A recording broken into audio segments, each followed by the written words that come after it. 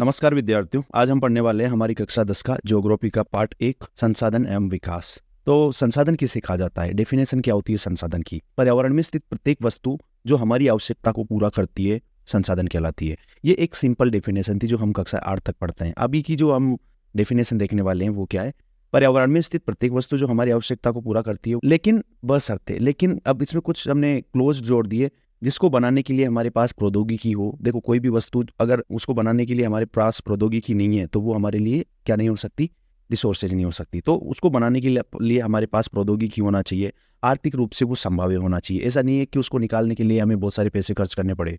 तो आर्थिक रूप से वो संभाव्य होने चाहिए और सांस्कृतिक रूप से वो मान्य होना चाहिए। ऐसा नहीं है कि कोई भी जो ऐसा पदार्थ जो हमारी संस्कृति उसको एक्सेप्ट ही नहीं करती है और हम उसे संसाधन कहें, ऐसा नहीं होना चाहिए। वो संसाधन जिसको हमारी जो संस्कृति है वो भी एक्सेप्ट करे। तो ये तीनों चीज़ें याद रखना आप लोग। प्रौद्योगिकी अपने पास होना चाहिए, आर्थिक रूप से संभाव्य होना चाहिए और सांस्कृतिक रूप से वो मान्य होना चाहिए।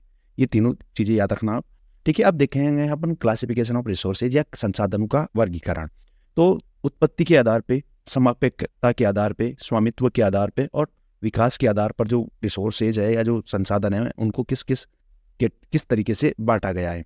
तो उत्पत्ति के आधार पे जैव और अजैव में बांटा गया है। उत्पत्ति के आधार पे जैव और अजैव। जैव वो संसाधन होते हैं जिनमें जीवन विद्यमान होता है, चाहे वो जीव जंतु देख लो, जिनमें जीवन विद्यमान होता है। अजैव जिनमें जीवन विद्यमान नहीं होता है वो अजैव कहलाते हैं। समयप्यता के आधार पर नवीनीकरण और अनवीनीकरण। नवीनीकरण वो संसाधन होते हैं जो एक बार यूज में लेने के बाद कुछ ही समय बाद वापस से रिन्यू हो जाते हैं। मतलब नवीनीकरण वो होते हैं जो कभी खत्म नहीं होते पृथ्वी पे। ठीक है, और दूसरा इसमें आ जाएगा जैसे सोलर एनर्जी आ जाएगा, वाटर आ जाएगा, विंड एनर्जी आ जाएगा, ये सारी चीजें इसमें आती है। और अनवीनीकरण संसाधन उन्हें कहा जाता है जिनका एक बार उपयोग लेने पर ये खत्म हो जाते हैं और इनको बनने में लाखों करोड़ों वर्ष लगते हैं। जैसे कोयला, पेट्रोल, गैस, ये सारी चीजें इसमें आते हैं। स्वामित्व के आधार पे कौन कौन से होते हैं? व्यक्तिगत संसाधन किसे कहा जाता है कि जिस पर किसी पर्टिकुलर आदमी का अधिकार होता है। जैसे मेरा घर है तो वो रिसोर्सेज मेरा है, या किसी की जमीन है, किसी का प्लॉट है तो वो किसी इंडिविजुअल का, किसी व्यक्ति विशेष का वो है तो वो किसी एक का है, तो इसे कहा जाएगा व्यक्तिगत। इसके अलावा सामुदायिक मतलब कोई भी वो रिसोर्स है जो पूरा कम्युनिटी का होता है, पूरा ग्रुप का होता है, समुदाय का होता है। जैसे कोई भी कुआं हो गया जहाँ पर पानी भरते हैं सारे, तो वो किसका रिसोर्सेज हो गया?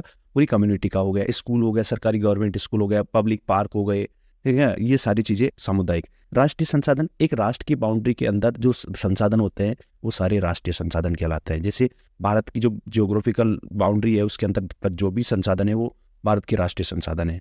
अंतर्राष्ट्रीय संसाधन किसी भी देश की जो 200 नॉटिकल माइल्स के बाद का जो पूरा एरिया है ना, वो अंतर्राष्ट्रीय संसाधन के अंतर्गत आता है। जो भारत है उसकी समुद्र तटरेखा से 200 नॉटिकल माइल। देखो, नॉटिकल माइल एक डिस्टेंस को मापने का एक पैमाना होता है। जैसे हम जमीन है उसको किलोमीटर में मापते हैं, वैसे ही जो समुद्र है उसमें डिस्टेंस नॉटिकल माइल्स में मापी जाती है। तो 200 नॉटिकल माइल के बाद की जो एरिया होता है वो इंटरनेशनल होता है, वो किसी देश को बिलोंग नहीं करता। कोई भी देश वहां पर बिना किसी अंतर्राष्ट्रीय संस्था की परमिशन के वहां से कोई भी रिसोर्सेज नहीं निकाल सकती। तो वो सारे जो रिसोर्सेज है वो अंतर्राष्ट्रीय रिसोर्सेज कहलाते हैं। तो ये था स्वामित्व के आधार पे। और अगला आता है विकास के आधार पे। विकास के आधार पर संभावी, पहला देखते हैं अपन संभाव्य में क्या होता है कि कोई भी एरिया होता है वहां पर हमें लगता है कि यार इस एरिया में इस संसाधन का बहुत ही ज्यादा हमें संभावना लगती है। जैसे अगर राजस्थान की बात करें तो यहाँ पर सौर ऊर्जा, गुजरात में विंड ऊर्जा, तो सौर ऊर्जा, पवन ऊर्जा, ये जो राजस्थान और गुजरात वाले एरिया है यहाँ पर संभावना है। हालांकि इतनी डेवलप नहीं हो पाई, लेकिन यहाँ पे संभावना है कि यहाँ पे सोलर ऊर्जा और विंड ऊर्जा की बहुत ज्यादा संभावना है।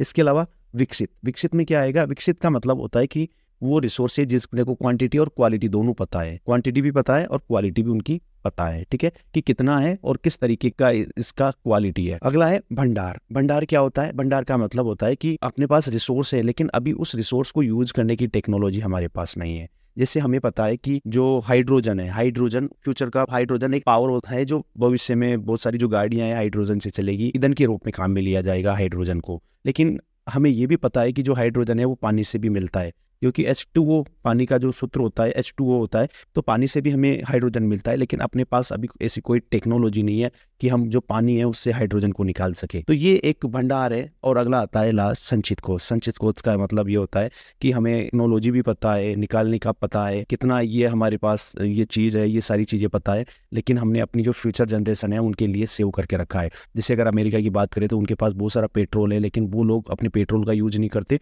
और बाहर से पेट्रोल मंगवाते हैं। उनको लगता है कि जब सारी जगह पेट्रोल खत्म हो जाएगा तब हमारी जो फ्यूचर जनरेशन है उनके ये पेट्रोल काम आने वाला है। तो ये था संसाधनों का वर्गीकरण। अभी हम देखने वाले हैं संसाधनों का विकास। संसाधनों का विकास किस तरीके से होता है। मनुष्य के जीवन यापन तथा जीवन की गुणवत्ता बढ़ाने के लिए जो संसाधन होते हैं उनका बहुत ही ज़्यादा योगदान होता है। हम सोचते हैं कि जो संसाधन है हमें प्रकृति से मुफ्त में मिले हैं, फ्री में मिले हैं, इस कारण हम उनका बिना सोचे समझे अंधाधुंध उनका उपयोग कर रहे हैं। हम क्या सोचते हैं कि जो संसाधन है वो हमें प्रकृति से फ्री में मिले हैं, इस कारण हम उनका क्या कर रहे हैं, बहुत ही ज़्यादा अंधाधुंध उपयोग कर रहे हैं, बिना सोचे समझे उनका उपयोग कर रहे हैं। इससे बहुत सारी समस्याएं उत्पन्न हो गई है। देखो, अंधाधुंध उपयोग करने से हमें बहुत सारी जो समस्याएं हैं उनको फेस करना पड़ रहा है, बहुत सारी प्रॉब्लम हमारे सामने उत्पन्न हो गई है। अब क्या समस्याएं उत्पन्न हुई कि जो कुछ लालची लोग हैं उनकी वजह से जो संसाधन है वो कम होते जा रहे हैं, संसाधनों का ह्रास होता जा रहा है लालची लोगों की वजह से। ज़्यादातर जो संसाधन है केवल कुछ ही व्यक्तियों के पास है, ज़्यादातर जो संसाधन है वो केवल कुछ ही लोगों के पास ये सिमट के रह गए हैं। अब संसाधनों के अत्यधिक उपयोग से वैश्विक संकट उत्पन्न हो रहा है। देखो, संसाधन के अति दोहन से जो पूरा विश्व है उसमें वैश्विक संकट उत्पन्न हो रहा है, जैसे भूमंडल तपन, ओजोन परत क्षरण, पर्यावरण प्रदूषण, भूमि निम्नीकरण, ये सारी चीज़ें हो रही है। ओजोन जो परत है उसका क्षरण हो रहा है, वो धीरे धीरे कम हो रही है। जो पृथ्वी है बहुत तेजी से गर्म हो रही है, इससे जो ग्लेशियर का पानी है वो पिघल रहा है। और जो समुद्र है उसका जल स्तर बढ़ने से समुद्र के किनारे जो देश रहते हैं उनके डूबने के चांसेस ज़्यादा बढ़ गए हैं। ओजोन परत वो खत्म हो रही है। ओजोन परत क्या काम आती है, जो सूर्य से आने वाली पराबैंगनी किरणों को ये रोक लेती है। इससे अर्थ है इस पे ये पराबैंगनी किरणों को नहीं आने देती है। जो पराबैंगनी किरणें हैं इनसे बहुत सारी स्किन संबंधी डिजीज होती है, इस तरीके से हमारी सहायता करती है। तो इस तरीके से जो संसाधन है इनका ह्रास हो रहा है। अब हमें देखना पड़ेगा सतत पोषणीय विकास। सतत पोषणीय विकास क्या होता है। सतत पोषणीय विकास किसे कहा जाता है, तो पर्यावरण को बिना नुकसान पहुंचाए विकास करना, साथ ही आने वाली जो पीढ़ियों हैं उनके लिए भी जो संसाधन है वो बच सके, तो उसे कहते हैं हम सतत पोषणीय विकास। मतलब हमें पर्यावरण का उपयोग इस तरीके से करना है या संसाधनों का उपयोग इस तरीके से करना है कि जो पर्यावरण है उसको नुकसान ना हो और आने वाली हमारी जो पीढ़ी है उनके लिए भी संसाधन बच सके। अब देखते हैं अपन रियो डी जेनेरियो पृथ्वी सम्मेलन 1992। तो रियो डी जेनेरियो का जो पृथ्वी सम्मेलन हुआ था 1992 में हुआ था। अगर आपसे पूछा जाए कि प्रथम पृथ्वी सम्मेलन कब हुआ था, तो 1992 में हुआ था। कहाँ हुआ था, रियो डी जेनेरियो, जो कहाँ पे ब्राजील में है। ठीक है, तो प्रथम पृथ्वी सम्मेलन ब्राजील के रियो डी जेनेरियो शहर में हुआ था जून 1992 में।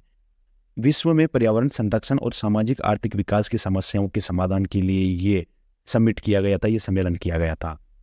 और इसमें एजेंडा 21 स्वीकृत किया गया। और इसमें इस जो सम्मेलन है इसका आउटकम क्या निकला, एजेंडा 21। मतलब जो 21वीं सदी है उसके लिए हमारा क्या एजेंडा रहना चाहिए, इस कारण इसे एजेंडा 21 कहा गया। अब इसमें क्या था, एजेंडा 21 में क्या था, देखो ये UNCED के तत्वाधान में प्रथम पृथ्वी सम्मेलन जो था उसमें स्वीकृत किया गया था। एजेंडा 21 किसमें स्वीकृत किया गया था, UNCED मतलब संयुक्त राष्ट्र पर्यावरण और विकास सम्मेलन के तत्वाधान में जो प्रथम पृथ्वी सम्मेलन हुआ था उसमें स्वीकृत किया गया था। इसका उद्देश्य क्या था, इसका उद्देश्य था जो पर्यावरण की क्षति हो रही है उसको रोकना, गरीबी और रोगों से निपटारा करना, स्थानीय निकायों द्वारा अपना अपना एजेंडा 21 लागू करना। मतलब जो लोकल गवर्नमेंट है उसके द्वारा भी अपना अपना जो एजेंडा 21 है वो तैयार करना है। अब अपन देखेंगे संसाधन नियोजन। देखो, संसाधन नियोजन क्या होता है और इसकी ज़रूरत हमें क्यों पड़ती है संसाधन नियोजन की। देखो, भारत जैसे जो देश है, भारत जैसे देश में संसाधनों का नियोजन बहुत आवश्यक है। क्यों आवश्यक है, क्योंकि यहाँ पर जो संसाधन है उनमें बहुत ही ज़्यादा विविधता पाई जाती है। मतलब ऐसा नहीं है कि सारे संसाधन एक जगह है, मतलब अलग अलग जगह पर अलग अलग संसाधन पाए जाते हैं। जैसे राजस्थान में एनर्जी रिसोर्सेज हो सकते हैं, जैसे सोलर एनर्जी की संभावना है, लेकिन यहाँ पर पानी की कमी है। ठीक है, तो बहुत सारे एरिया जैसे हैं जहाँ पर अलग अलग टाइप के रिसोर्सेज पाए जाते हैं। इसलिए हमें जो रिसोर्स प्लानिंग है या संसाधन नियोजन है वो बहुत ही ज़्यादा जरूरी हो गया है हमारे लिए। भारत जैसे देशों में संसाधनों का नियोजन बहुत आवश्यक है, क्योंकि यहाँ पर संसाधनों में बहुत ही ज़्यादा विविधता पाई जाती है। कुछ जगह पर कम पाए जाते हैं, कुछ जगह पे ज़्यादा संसाधन पाए जाते हैं। जैसे झारखंड, मध्य प्रदेश और छत्तीसगढ़ में खनिजों और कोयलों के प्रचुर भंडार हैं। ठीक है, झारखंड, मध्य प्रदेश और छत्तीसगढ़ में तो खनिज और जो कोयले हैं उनके बहुत ही ज़्यादा भंडार हैं। अरुणाचल प्रदेश में बहुत ही ज़्यादा मात्रा में जल है, लेकिन वहाँ पर इंफ्रास्ट्रक्चर नहीं है, विकास नहीं हुआ है वहाँ पे। राजस्थान में सौर ऊर्जा और पवन ऊर्जा की असीम संभावना है, लेकिन यहाँ पर पानी की बहुत ही ज़्यादा दिक्कत है। लद्दाख में सांस्कृतिक विरासत है, कल्चर है लद्दाख में, लेकिन वहाँ पे शीत मरुस्थल है, ठंडा मरुस्थल है। तो हमें बहुत ही आवश्यक हो गया है कि संसाधनों का नियोजन या प्लानिंग करना है। तो भारत में किस तरीके से संसाधन नियोजन किया गया या संसाधनों की प्लानिंग की गई? तो इसके निम्नलिखित चरण या सोपान थे। कौन कौन से चरण या सोपान थे? देश के अलग अलग राज्यों में स्थित संसाधनों की हमें सबसे पहले उनकी पहचान करना है। राज्य में कौन से संसाधन पाए जाते हैं उनकी पहचान करना है, उनकी एक सूची बनाना है, और फिर क्षेत्रीय सर्वेक्षण मानचित्र बनाना है। संसाधनों का गुणात्मक एवं मात्रात्मक अनुमान लगाना है, वो उनका मापन करना है। ये सारी चीज़ें करनी है। संसाधन विकास की योजना लागू करने हेतु टेक्नोलॉजी, कौशल और संस्थागत नियोजन तैयार करना है। संसाधन विकास योजना और राष्ट्रीय विकास योजना में समन्वय स्थापित करना है। संसाधनों की जो विकास योजना है और जो राष्ट्रीय विकास योजना है उनमें आपस में हमें क्या करना है, समन्वय स्थापित करना है। और इसकी प्राप्ति के लिए जो भारत है उसके द्वारा जो प्रथम पंचवर्षीय योजना है उनसे ही प्रयास किया जा रहा है। ये सारी चीज़ों को अचीव करने के लिए भारत के द्वारा जो प्रथम पंचवर्षीय योजना चलाई गई थी वहीं से इन सब के लिए प्रयास किए जा रहे हैं। कि संसाधनों का संरक्षण, तो संसाधनों का संरक्षण क्यों करना है अपने को? संसाधनों का अंधाधुंध विवेकहीन तरीके से जो प्रयोग किए जा रहे हैं उनके कारण जो सामाजिक, आर्थिक और जो पर्यावरण है बहुत सारी तरीके की समस्याएं का सामना हमें करना पड़ रहा है। गांधी जी ने भी एक बार कहा था कि हमारे पास हर व्यक्ति की आवश्यकता को पूरा करने के लिए बहुत कुछ है, लेकिन जो लालची लोग हैं उनकी लालच को खत्म करने के लिए हमारे पास कुछ नहीं है। ठीक है, हम मतलब सभी की आवश्यकता को पूरा कर सकते हैं लेकिन उनके लालच को पूरा नहीं कर सकते। और विश्व स्तर पर क्लब ऑफ रोम के द्वारा 1964 में संसाधन संरक्षण की एक व्यवस्थित तरीके से वकालत की गई। तो सबसे पहले जो संसाधनों के संरक्षण की मांग की गई थी विश्व लेवल पे, वो किसके द्वारा की गई थी? क्लब ऑफ रोम के द्वारा की गई थी। कब? 1964 में। सुमेसर ने 1974 में स्मॉल इज ब्यूटीफुल नामक पुस्तक में गांधी जी के जो दर्शन है उसको दोहराया, गांधी जी की फिलोसॉफी को दोहराया गया था। स्मॉल इज ब्यूटीफुल जो सुमेसर ने इस पुस्तक में बताया था। 1987 में ब्रुटलैंड आयोग रिपोर्ट ने पोषणीय विकास की संकल्पना दी। तो 1987 में ब्रुटलैंड आयोग ने सतत पोषणीय विकास की संकल्पना दी, और ये सब किसमें छपा? आवर कॉमन फ्यूचर, हमारा साझा भविष्य नामक पुस्तक में ये सारे छपा था। होने वाला है हमारा भू संसाधन। तो जो भूमि है वो एक महत्वपूर्ण संसाधन है, साथ ही एक सीमित संसाधन भी है। ऐसा नहीं है कि भूमि बहुत ज़्यादा मात्रा में हर साल नई भूमि आ जाती, ऐसा नहीं है। जो भूमि है वही है, वो बढ़ती नहीं है भूमि। ठीक है, तो हमें इसका उपयोग है वो बहुत ही सावधानी पूर्वक करना चाहिए, बहुत ही योजनाबद्ध तरीके से करना चाहिए। तो भारत में जो भूमि है वो किस तरीके से यूज में लेती जाती है, कौन सा बाग कितना है, ये एक बार देख लेते हैं हम लोग। तो जो मैदान है वो 43% है, 43% मैदान है जिसमें कृषि और उद्योग किए जाते हैं। पर्वत लगभग 30% जो भाग है भारत का वहाँ पे पर्वत है, यहाँ से नदियाँ निकलती है। ये पर्वत पर्यटन और पारिस्थितिकी के लिए बहुत ही महत्वपूर्ण होते हैं। पठार 27% भाग पे पठार है जहाँ पर खनिज, जीवाश्म ईंधन तथा वन पाए जाते हैं। तो ये भारत में एक बार जो भूमि है उसके बारे में बताया गया है कि अब हम देखने वाले हैं बच्चों भूमि उपयोग की। जो भूमि है उसका उपयोग किस तरीके से किया जाता है। तो भूमि उपयोग किस तरीके से किया जाता है? तो भू संसाधनों का उपयोग निम्नलिखित उद्देश्य से किया जाता है। किस किस उद्देश्य से किया जाता है, किस किस तरीके से भूमि का उपयोग किया जाता है? तो यहाँ पर देखने वाले हम जो वन है, एक तो वन है, बहुत सारे पार्ट पे भारत के पे वन है। इसके अलावा सेकंड नंबर पे कृषि के लिए अनुपलब्ध भूमि। जो कृषि है, जो कृषि करने योग्य भूमि नहीं है, उस पर कौन कौन से आएंगे? एक तो बंजर हो जाएगा, जो बंजर बहुत सी जगह पर बंजर भूमि पड़ी होती है। इसके अलावा कृषि अयोग्य भूमि आ गया, गैर कृषि प्रयोजन में लाई गई भूमि। इसके अलावा कृषि के अलावा और काम में क्या काम में ली जाती है वो भूमि, जैसे हम घर बनाते हैं, इमारत बनाते हैं, सड़क बनाते हैं, उद्योग धंधे लगाते हैं, इतने ये सब में यूज में ली जाने वाली भूमि आ जाएगी। इसके अलावा पड़ती भूमि के अतिरिक्त अन्य कृषि अयोग्य भूमि, जो पड़ती भूमि हमने देखा, उसके अलावा और कौन कौन सी कृषि अयोग्य भूमि है? एक तो स्थायी चारागाह तथा अन्य गोचर भूमि। स्थायी चारागाह जहाँ पर अपने जो जानवर है वो चरते हैं, और गोचर अन्य गोचर भूमि विविध वृक्ष फसलों तथा उपवनों के अधीन भूमि जो शुद्ध बोए गए क्षेत्र में शामिल नहीं है। ये जो भूमि है शुद्ध बोए गए क्षेत्र है उसमें शामिल नहीं है। कृषि योग्य बंजर भूमि जहां पर 5 से अधिक वर्षों से खेती न की गई हो। देखो, कृषि योग्य बंजर भूमि जहां पर हमें हमारे द्वारा अभी तक 5 वर्षों से खेती नहीं की जा रही है। अगली आती है पड़ती भूमि। ये 2 प्रकार की होती है। पड़ती भूमि भी 2 प्रकार की होती है। एक तो वर्तमान पड़ती, जहां एक कृषि वर्ष या उससे कम समय से खेती न की गई हो। देखो, याद रखना, दोनों में कन्फ्यूजन हो जाता है। वर्तमान प्रतिभूमि जहां पर 1 वर्ष से कम या उससे कम समय से खेती नहीं की गई हो। एक कृषि वर्ष, ठीक है, याद समझना, एक कृषि वर्ष या उससे कम समय से खेती न की गई हो। ये तो हो गया वर्तमान प्रतिभूमि। और वर्तमान प्रतिभूमि के अतिरिक्त अन्य प्रतिभूमि या पुरातन प्रति अन्य अन्य प्रतिभूमि या पुरातन प्रति जहां 1 से 5 कृषि वर्ष से खेती ना की गई हो। देखो, बहुत सारे कारण रहते हैं। बहुत सी बार क्या होता है कि लड़ाई हो जाती है भाइयों में, तो बहुत सी बार वो जो जमीन है वो ऐसे की ऐसी खाली रह जाती है। तो बहुत सा कारण होता है ये। और वर्तमान प्रतिभूमि में अपन क्या करते हैं कि जो जो सोइल है उसकी फर्टिलिटी, जो उसको उसको उपजाऊपन बढ़ाने के लिए उसे खाली छोड़ देते हैं, तो उसे हम वर्तमान प्रतिभूमि कहते हैं। शुद्ध निवल बोया गया क्षेत्र क्या होता है? शुद्ध बोया गया क्षेत्र क्या होता है? वो भूमि जिस पर फसल उगाई वो काटी जाती है, वो शुद्ध बोया गया क्षेत्र कहलाता है। ठीक है, एक कृषि वर्ष में एक बार से अधिक बोए गए क्षेत्र को शुद्ध बोए गए क्षेत्र में जोड़ दिया जाए तो वो सकल कृषि क्षेत्र कहलाता है। ठीक है, याद रखना है ये। अब हम देखने वाले हैं भारत में भूमि उपयोग प्रारूप।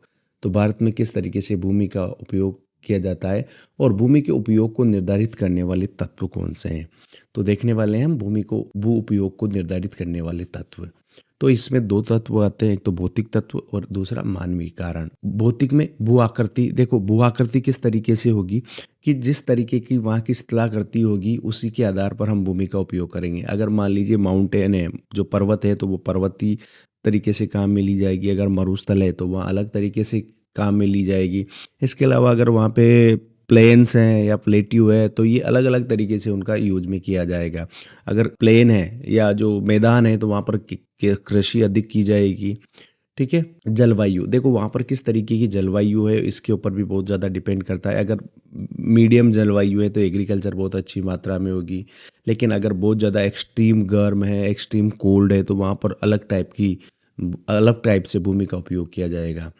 ठीक है, मृदा भी बहुत ही इंपॉर्टेंट है। किस तरीके की मृदा है उस तरीके, अगर काली मिट्टी है तो वहाँ पर कपास उगाई जाएगी, कॉटन ग्रो की जाएगी, है ना। तो इस तरीके से अलग अलग टाइप की सोइल में भी अलग अलग तरीके से हमारे द्वारा मृदा का उपयोग किया जाता है। अब मानवीय कारक किस तरीके से प्रभावित करते हैं भूमि उपयोग को। तो जनसंख्या घनत्व। एक तो जितनी ज़्यादा जनसंख्या होगी वहाँ पर उस तरीके का वर्क किया जाएगा, जैसे मकान बनाए जाएंगे, बहुत ज़्यादा मकान बनाए जाएंगे। इसके अलावा इंटेंसिव एग्रीकल्चर की जाएगी, बहुत ही ज़्यादा गहरी एग्रीकल्चर की जाएगी। ठीक है ना, ये। और प्रौद्योगिकी क्षमता, मतलब वहाँ पर किस तरीके की प्रौद्योगिकी है। अगर आपके पास टेक्नोलॉजी डेवलप है तो आप और भी ज़्यादा अच्छे तरीके से भूमि का उपयोग कर सकते हो। संस्कृति और परंपरा, आपकी संस्कृति और परंपरा किस तरीके की है, वो सारी चीज़ें भी यहाँ पे उनके ऊपर भी ये डिपेंड होती है। अब देखते हैं अपन, भारत का जो कुल भौगोलिक क्षेत्रफल है वो 32.8 लाख वर्ग किलोमीटर है, मतलब 32,87,263 वर्ग किलोमीटर है। इसका 90%, जो भारत का 90% जो एरिया है उसके डेटा अपने पास है, उसके आंकड़े हमारे पास है। 90% भाग के आंकड़े हमारे पास नहीं है। पूर्व के प्रांतों में असम को छोड़कर हमारे पास आंकड़े नहीं है, मतलब पूर्वी प्रांतों में जो पूर्व के जो राज्य हैं उनमें केवल असम के ही जो डेटा है, जो आंकड़े हैं वो अपने पास है। बाकी जो राज्य हैं उनके आंकड़े हमारे पास नहीं है। पाकिस्तान और चीन ने जो हमारा क्षेत्र छीन रखा है उसका सर्वेक्षण अभी तक नहीं हुआ है। लगभग 54% कुल संचित क्षेत्र पर ही खेती की जाती है। भारत के लगभग 54% संचित क्षेत्र पर ही खेती की जाती है। सर्वाधिक बोया गया क्षेत्र प्रतिशत पंजाब और हरियाणा में है, लगभग 80%। मतलब सबसे ज़्यादा खेती पंजाब और हरियाणा में की जाती है, 80%। और सबसे कम शुद्ध बोया गया क्षेत्र कहाँ पे है, क्षेत्र प्रतिशत कहाँ पे है? अरुणाचल प्रदेश, मिजोरम, मणिपुर, अंडमान निकोबार में है सबसे कम बोया गया क्षेत्र प्रतिशत। अब देखो, राष्ट्रीय वन नीति 1952 के तहत 33% जो भौतिक क्षेत्र है वहां पर वन होना आवश्यक है। देखो, किसी भी क्षेत्र, किसी भारत जो देश है उसके लगभग 33% भूभाग पर वन होना जरूरी है। ये 1952 की जो वन नीति है उसमें कहा गया था। अब हम देखेंगे भूमि निम्नीकरण और संरक्षण के उपाय। तो जो भूमि है वो किस तरीके से कमज़ोर हो रही है, निम्नीकरण मतलब कमज़ोर हो रही है, उपजाऊपन उसका कम कैसे हो रहा है, उसके क्या कारण है और उसका संरक्षण हम कैसे करेंगे, ये चीज़ देखने वाले हैं। तो देखिए, भारत में लगभग 13 करोड़ हेक्टेयर जो भूमि है वो निम्नीकृत है, मतलब खराब है, वो कृषि योग्य नहीं है, इतनी अच्छी नहीं है। जिसमें से 28% भूमि निम्नीकृत वनों, 56% क्षेत्र जल अपर्दित तथा शेष भाग लवणीय एवं क्षारीय है। वनों का विनाश, अधिक पशुचारण, खनन आदि ने भूमि के निम्नीकरण में मुख्य भूमिका निभाई है। तो भूमि को कमज़ोर करने में कौन कौन से फैक्टर रहे हैं? वनों का विनाश किया गया, बहुत ज़्यादा मात्रा में पशु चराए गए, बहुत ज़्यादा मात्रा में खनन किया गया, खनिजों को निकाला गया, ठीक है ना। इन्होंने इम्पोर्टेंट भूमिका निभाई है, सबसे ज़्यादा भूमिका इनके द्वारा निभाई गई है। अब झारखंड, छत्तीसगढ़, मध्य प्रदेश और उड़ीसा में खनन के कारण भूमि का निम्नीकरण हुआ है। तो इन जो 4 राज्य हैं, जैसे झारखंड, छत्तीसगढ़, मध्य प्रदेश, उड़ीसा, इनमें खनन है, जो खनिज है, उनको निकालने के कारण, खानों के कारण यहाँ पर भूमि का निम्नीकरण हुआ है। इसके अलावा गुजरात, महाराष्ट्र, राजस्थान और मध्य प्रदेश में अधिक पशुचारण के कारण भूमि का निम्नीकरण हुआ है। तो गुजरात, महाराष्ट्र, राजस्थान और मध्य प्रदेश में अधिक पशु चराने के कारण हुआ है। पंजाब, हरियाणा और पश्चिमी उत्तर प्रदेश में सिंचाई के कारण, पंजाब, हरियाणा और पश्चिमी उत्तर प्रदेश में सिंचाई के कारण ये सारी चीज़ें हुई है। कुछ क्षेत्रों में सीमेंट उद्योग, चूना पत्थर को पीसना आदि के कारण भी जो भूमि है उसका निम्नीकरण हुआ है। औद्योगिक जल निकास से भी भूमि और जल प्रदूषण हुआ है। जो उद्योग है उनके जल को बिना ट्रीट किए ही जैसे नदी नालों में डाल देते हैं, या जो ज़मीन में जब हो जाता है तो भूमि का निम्नीकरण हुआ है और जल प्रदूषण भी इससे हुआ है। अब भूमि निम्नीकरण को रोकने के लिए हमारे द्वारा क्या किया जाना चाहिए? एक तो अधिक से अधिक वन लगाना चाहिए, अधिक से अधिक पेड़ लगाना चाहिए, चारागाहों का उचित प्रबंधन करना चाहिए, जो पशुओं को चरने के लिए जो चारागाह है उनका उचित प्रबंधन करना चाहिए। शुष्क क्षेत्र कौन से होते हैं? जहाँ पर बारिश बहुत कम होती है, में पेड़ों की रक्षा मेखला, शेल्टर बेल्ट्स लगाना चाहिए, ताकि जो तेज़ हवा चलती है उससे मिट्टी उड़े ना और वो मिट्टी को उड़ने से बचाए, शेल्टर बेल्ट लगाना चाहिए। पशु चारण का नियंत्रित करना चाहिए, पशु चराते हैं अपन उसको नियंत्रित करना चाहिए। और रेतीले टीलों में कांटेदार झाड़ियाँ लगानी चाहिए, जो रेतीले टीले होते हैं उनमें कांटे वाली जो झाड़ियाँ हैं वो हमारे द्वारा लगानी चाहिए। इसके अलावा जो बंजर भूमि है उसका उचित प्रबंधन करना चाहिए, जो बंजर भूमि है उसको हमारे द्वारा सही किया जाना चाहिए। जो खनन है, जो खान खोदते हैं उसको हमारे द्वारा नियंत्रित करना चाहिए, खनन को नियंत्रित करना चाहिए। औद्योगिक जल का परिष्करण करना चाहिए, जो उद्योगों का जल हम बिना ट्रीट किए ही बाहर नदी नालों में डाल देते हैं या बाहर भेज देते हैं, उसको हमारे द्वारा ट्रीट किया जाना चाहिए, उसका अच्छे से उपचार किया जाना चाहिए और उसके बाद ही हमारे द्वारा जल को निकालना चाहिए। ये हो गया। अब देखने वाले हैं हम मृदा संसाधन। तो जो मृदा है, जो मिट्टी है या जो मृदा है, वो एक प्राकृतिक नवीनीकरण संसाधन है। देखिए, मृदा एक नवीनीकरण संसाधन है, लेकिन जो मृदा है उसको बनने में लगभग लाखों वर्ष लग जाते हैं। कुछ सेंटीमीटर मृदा को बनने में ही बहुत सारा टाइम लग जाता है। मृदा बनने में जो मुख्य कारक है वो कौन कौन से? मृदा बनने में मुख्य कारक उच्चावच, जनक सेल, सन स्तर सेल, जलवायु, वनस्पति और अन्य जैव पदार्थ और समय है। तो मृदा बनने वाले जो मुख्य कारक है, मृदा बनने में जो मुख्य कारक भूमिका निभाते हैं वो कौन कौन से हैं? एक तो उच्चावच, जनक सेल, जलवायु, वनस्पति और अन्य जैव पदार्थ और समय महत्वपूर्ण है। याद रखना, बहुत सी बार यहाँ से ऑब्जेक्टिव टाइप क्वेश्चन आ जाता है। तो मृदा में जैव और अजैव दोनों टाइप के पदार्थ पाए जाते हैं। जैव वो कहते हैं जिनमें जीवन विद्यमान हो, और अजैव जिनमें जीवन विद्यमान है। तो दोनों टाइप के पदार्थ हमारे यहाँ पर पाए जाते हैं। अब देखने वाले हैं मृदा के प्रकार। मृदा किस तरीके की होती है, कौन कौन से प्रकार की होती है? भारत की बात कर रहे हैं अपन। तो पहले हम देखने वाले हैं जलोढ़ मृदा। जलोढ़ मृदा ये हिमालय से निकलने वाली जो मुख्यतः 3 नदियां हैं, गंगा, ब्रह्मपुत्र तथा सिंधु नदी के निक्षेपों से बनी है। उत्तर का जो मैदान है वो इससे बना है। कौन कौन सी से? गंगा, ब्रह्मपुत्र और सिंधु नदियों के निक्षेप से। यह मिट्टी संपूर्ण उत्तर भारत में फैली हुई है। ये मिट्टी संपूर्ण उत्तर भारत वाला जो एरिया है इसमें फैली हुई है। पूर्वी तटीय मैदान जिसमें महानदी, गोदावरी, कृष्णा, कावेरी नदियों के डेल्टा भी जलोढ़ मिट्टी से बने हैं। देखो जो पूर्वी तटीय मैदान है जिसमें महानदी हो गई, गोदावरी हो गई, कृष्णा हो गई, कावेरी नदी हो गई, इनके जो डेल्टा है वो भी जलोढ़ मिट्टी से बने हुए हैं। कणों के आधार पर हमें इसे दो भागों में बांटते हैं। कणों के आधार पर इसे दो भागों में बांटा जाता है, खादर और बांगर। खादर नवीन जलोढ़ मिट्टी होती है, इसके जो कण हैं वो ज़्यादा बारीक होते हैं। बांगर पुरानी जलोढ़ मिट्टी है, इसके जो कंकड़ है इसमें कंकड़ की मात्रा ज़्यादा पाई जाती है, इसके जो कण है वो जो थोड़े मोटे होते हैं। तो ये जलोढ़ जो मृदा है वो बहुत ही ज़्यादा उपजाऊ होती है। इसमें पोटास, फास्फोरस, चूने की बढ़िया मात्रा होती है। ठीक है। गन्ना, चावल, गेहूं, दलहन और अन्य अनाजों की खेती के लिए ये उपयुक्त मानी जाती है। इस कारण ये वाला जो एरिया है जहाँ पर जलोढ़ मिट्टी पाई जाती है वहाँ पर बहुत ही ज़्यादा मात्रा में जनसंख्या रहती है। यहाँ पर जनसंख्या घनत्व अधिक पाया जाता है। अब देखने वाले हैं हम काली मृदा। इसका रंग काला होता है, इसे रेगूर मृदा भी कहा जाता है। याद रखना, एग्जाम में आ जाता है बहुत सी बार। तो इसे रेगूर मृदा भी कहा जाता है।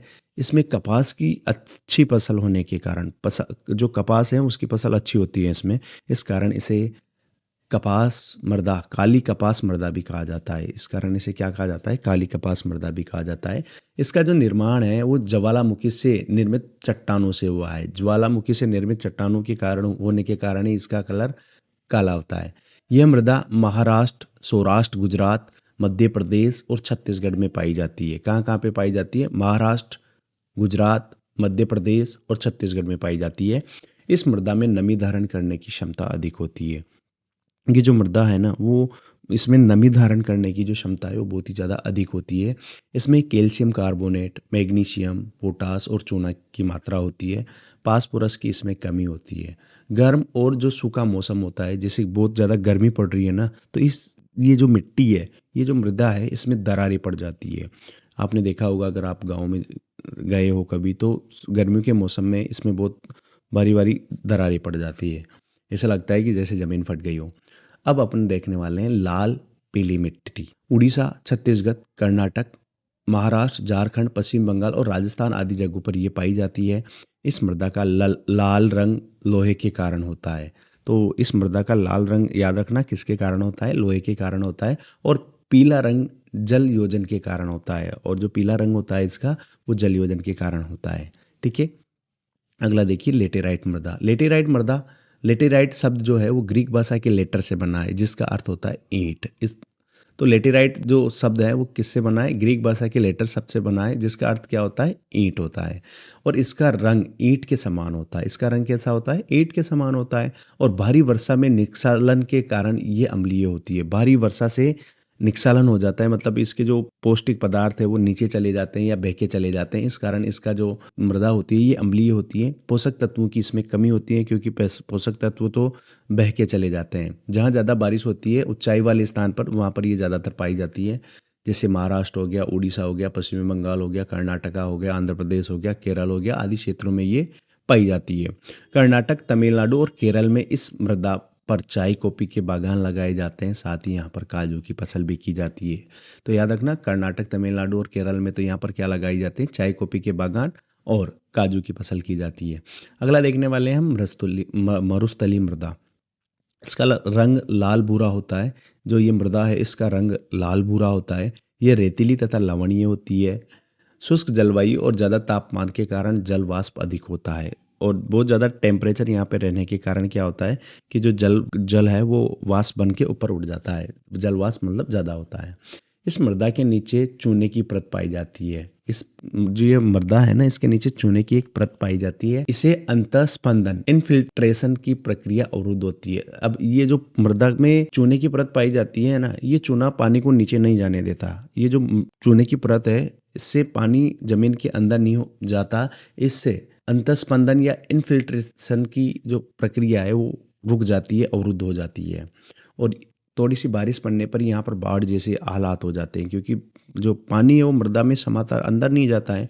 इस कारण ये बहुत सी बार क्या होता है कि बाढ़ की स्थिति यहाँ पे हो जाती है। ये मृदा पश्चिमी राजस्थान में पाई जाती है, जहाँ सिंचाई से इसे कृषि योग्य बनाया जाता है। देखो ज़्यादातर जो ये मृदा है ना, मरुस्थलीय मृदा, वो पश्चिमी राजस्थान में पाई जाती है, जहाँ पर सिंचाई के माध्यम से इसे सही बनाया गया है, जैसे इंदिरा गांधी नहर हो गई, बहुत सारी नहरों के माध्यम से इसे कृषि योग्य बनाया जाता है। अब देखने वाले हैं हम वन मृदा। ये मृदा पर्वतीय व पहाड़ी क्षेत्रों में पाई जाती है। हिमालय की हिम आजादी आच्छादित क्षेत्रों में इसका अपरदन अधिक होता है। देखो हिमालय के जो जहाँ पर बर्फ होता है वहाँ पर इसका जो अपरदन है वो ज़्यादा होता है।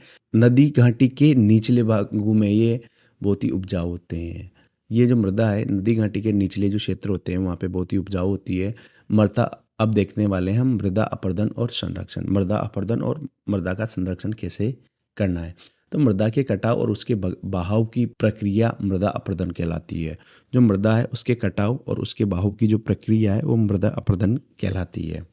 वनों का कटना, वनोन्मूलन, अति पशुचारण, निर्माण और खनन तथा प्राकृतिक तत्व जैसे पवन, हिमनदी और जल मृदा को अपरदित करते हैं। इन कारणों से जो मृदा है उसका अपरदन होता है।